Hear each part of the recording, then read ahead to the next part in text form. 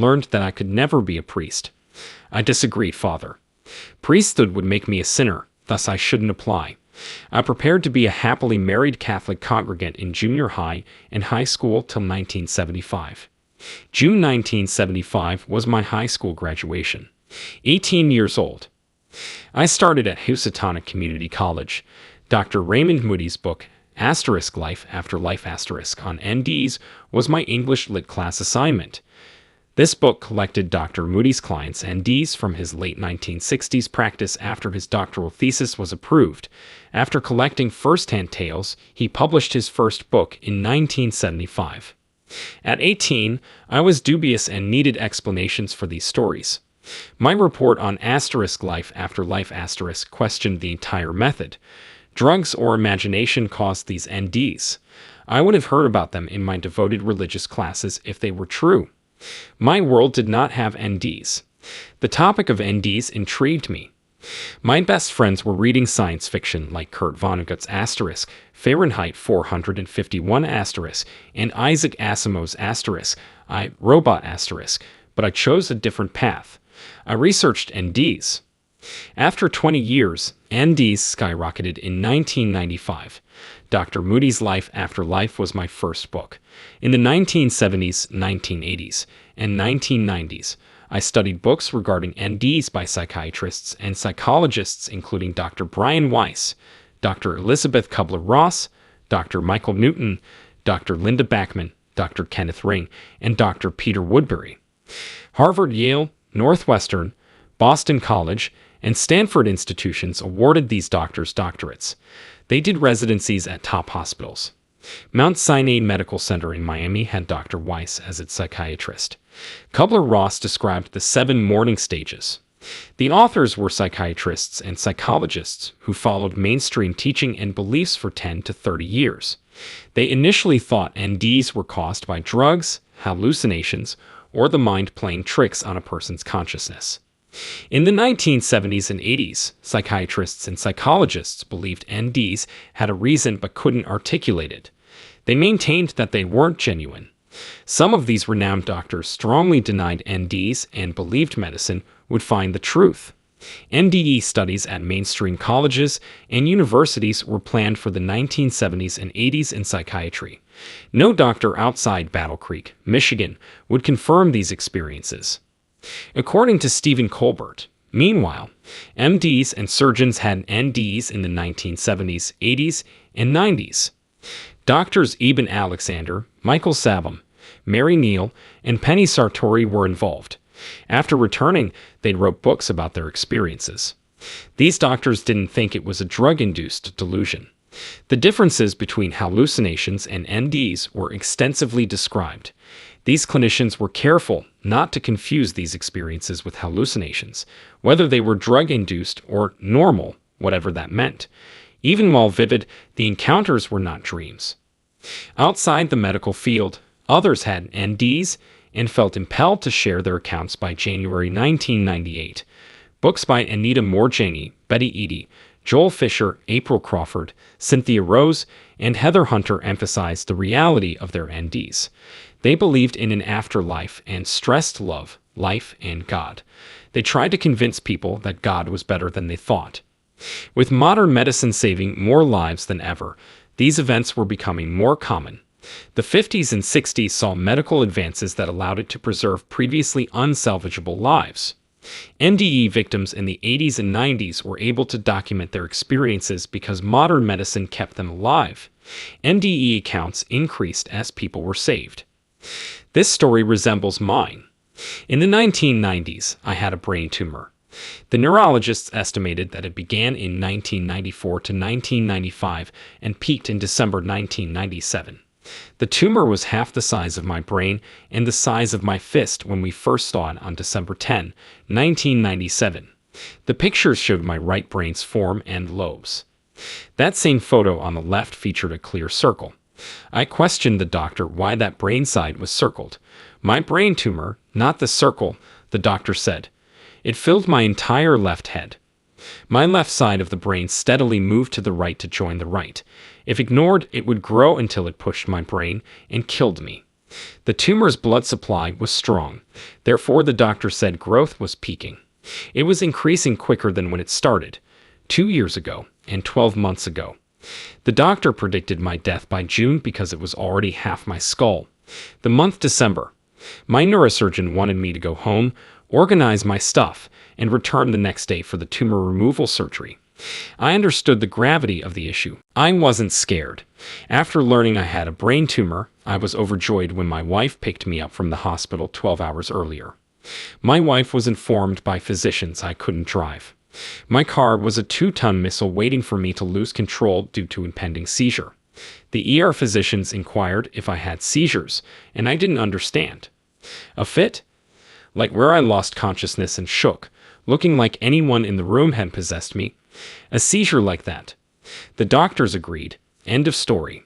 I might assert that I had never experienced a seizure. Never. I asked what causes seizures. They promised to answer all my inquiries after deciding on a recommendation. Since they hadn't given me any bad news yet, I sat on the ER bed whistling my merry melody. The physicians returned and told me that my wife will pick me up from the hospital with doctor and pharmaceutical instructions. Since I didn't know the situation's severity, I had no queries. In my mind, my wife had told me to go to the doctor tomorrow, obtain a few prescriptions, and go. Now I'm thinking oblivious. I was unaware of my health, my brain tumor, and my entire circumstance. There was something wrong, but I wasn't worried. I had many surgeries in my first 40 years, and this was another. My wife would inform me at the hospital. I was plainly confused at this point. Though quiet, I lacked clarity at this time. I didn't realize I drove from the morning clinic to the hospital when the physicians told me my wife would pick me up. Why couldn't I drive home with my car? The doctor stressed that I should go home and prepare for a hospital stay, because when they saw me in the morning, they would likely tell me I would be checking into the hospital for another surgery to add to my appendectomy, tonsillectomy, hernia, and knee surgeries. I was used to hospitalizations for surgery, not even wondering why. I think the ER doctors were calm, uninterested, and unwilling to tell me the prognosis. Here I think it's just another normal procedure, but they realize it's serious. After informing me I would go home to recover my hospital items, they left and ordered me to wait for my wife. No diagnosis, prognosis, or conclusion. That conversation was left to the neurosurgeon, who would see me in the morning because no doctors would. Doctors left him to discuss prognosis and such. The ER waiting area was where they told me to wait for my wife. A nurse showed me an ER waiting room with a bed and ordered me to sit on it until my wife picked me up. I was waiting on the bed for my wife when the ER doctor entered. I hadn't met Dr. Ferrara because he wasn't on the original council of doctors. As a first-generation Italian who was raised to speak Italian, I enjoyed his Italian accent when he entered the room and introduced himself. I was gifted the language and accent. Once Dr. Ferrara introduced himself, I smiled and asked him where he was from in Italy. My father was from Sicily, so I grinned even more when he said Sicily, saying my grandmother was from across the toe in Reggio Calabria. My mom was from Frosinone, Rome. It was nice to see a native Italian succeed in America and speak Italian. Suddenly, Dr. Ferrara looked serious. He inquired, "Why are you here?" I told him about the MRI. I arrived at the hospital about noon, and it took forever to get it.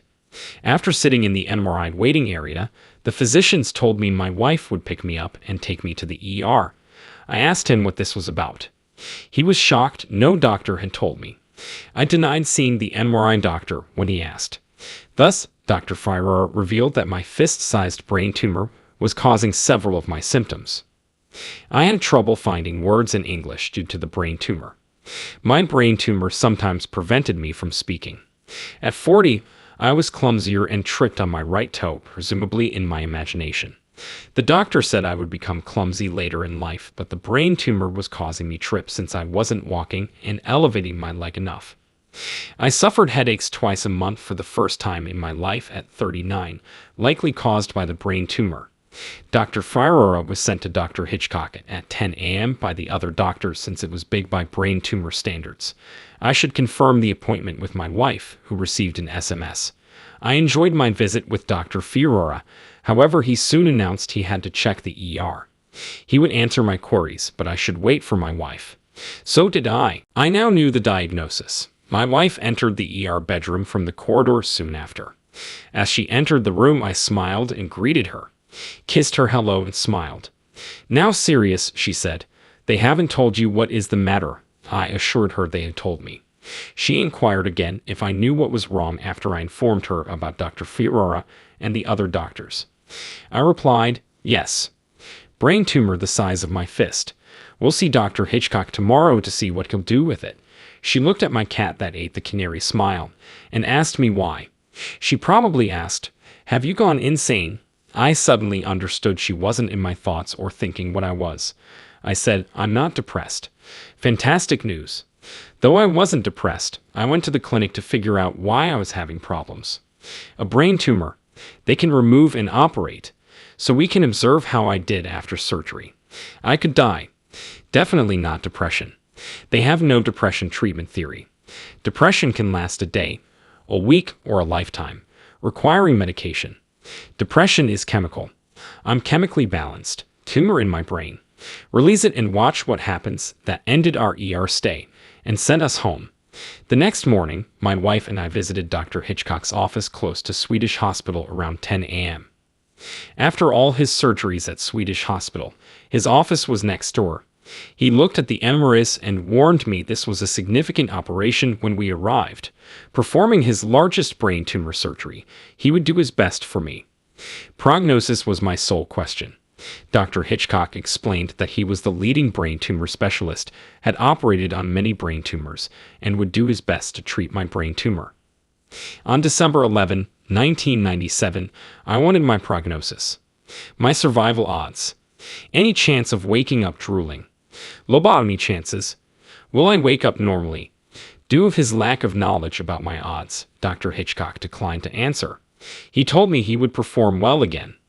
I was in the hands of Denver's greatest neurosurgeon, so he would do his best. I asked many unknown questions. Mystery surrounds the brain. Dr. Hitchcock promised to give his best. I wasn't satisfied. Thought the doctor wasn't understanding my question. I looked to my wife. I requested a doctor's range from my wife. 10 to 30%, 30 to 50%, 50 to 70%, 70 to 90%, higher than 90%, under 10%. Had to know. My wife stared at me and said the doctor said he didn't know. Again, I need range. Why? She asked, which made me nervous. After they gave me a number or range, I would let them know, but I needed to know. The doctor interrupted this conversation. He said he never played that game. He would try, but he wouldn't give a survival rate, which I wanted. He'd refuse. Returning to the doctor, I asked if he wouldn't give me a range, what would happen if I had the operation in late January or early February instead of this week. The doctor said we had to act quickly. Not a small brain tumor. Never seen a bigger brain tumor. I had the proper info. In case the doctor had never seen a brain tumor this big, he meant on a living patient. He considered me a living patient. He may have seen them less than this size on a dead patient. So I told him to schedule the surgery for late January or early February. I would die by June, according to Dr. Hitchcock. He was reasonably certain. Why delay the operation a month? Each day increases the risk. All my information was now available. June, I'd die. June was less likely than January. I told my doctor friend, if I die tomorrow or this weekend, my 1-year-old daughter will remember Christmas as Dad's death. Would I leave my only daughter? That's not my wish. Christmas ends if the surgery is done in late January or early February. Dad died, but not during Christmas. That will give me comfort, my daughter not having to deal with my death and Christmas, and if I can survive the next 2 weeks, I can see her on Christmas for the last time. Doc, I need to make the best decision for my daughter since you don't play that game, and won't tell me. The mood of Dr. Hitchcock changed 180 degrees. He told me brain tumors bleed a lot, so he was happy. To avoid rejection, you can donate your blood to you at the blood clinic for 4 or 5 weeks. I donated every Friday until the operation. Since caring for my daughter, I've had 24 Christmases. To my NDE. January, Christmas, and blood donations went smoothly. Brain tumor removal and NDE. Between falling asleep from the operating room intravenous cocktail and waking up at 2 a.m. the next day, I had my NDE. Not sure if it was the whole time, 5 seconds, or something in between. Here is what I know and understand. Not through the tunnel. The light didn't attract me. I remember being there first. Walking in a field of the most beautiful flowers, plants, and paths ever. It was stunning. Maybe you've heard this before. It's hard to explain. I was walking along the path to the field's end buildings. Walking, I notice others. A guide is walking with me. This guy's name wasn't earthly or familiar. Unlike Fred, Charles, or George, we were walking together and he knew my name. Also, we knew why we were walking toward the buildings. My master would meet with us to determine next steps. Since I was expecting a life review, I was worried but knew I shouldn't question it. I decided against a life review because my life would not end for at least 50 years. My guide and I were going to a building meeting with my master. We had a choice, my call. Someone refused to make it for me. No one wanted influence. I had to decide if I wanted to raise my unborn son in my body. November 1999 saw his birth. Other than my proof, I don't understand why I encountered this. I was allowed to leave in 1997 after planning to live this life. Before I was born, I wanted to raise my son. First half of life, I was committed to raising him. I woke up determined to be with him throughout his life. 22-year-old college junior. To return home, I walked with my guide through the field. I have no idea where or what that is. At 2 a.m., I woke up on a respirator in the ITU. I understood the other side better after returning. My 40 years of reading about NDs have taught me that it's a growth process, not a mystery. I'll grow forever, I think. Thanks for that. This day's experience ends. Always curious what you think in the comments below.